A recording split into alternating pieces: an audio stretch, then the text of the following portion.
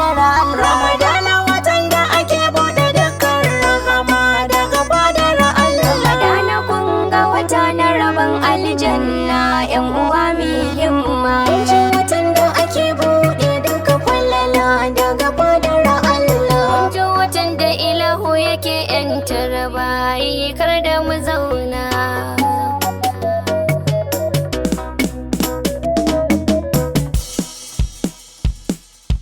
Ga watan Ramadana wata mai girma, ya je ya dawo. Kun ji watan da ke buɗe duka rahama daga fadar Allah. Ga watan Ramadana wata mai girma, ya je ya dawo. Ramadana kun ga wata na rabon aljanna, yan uwa ne murna. Ga watan Ramadana wata mai girma, ya je ya dawo. Ramadana kun ga wata na rabon aljanna, yan uwa ne murna.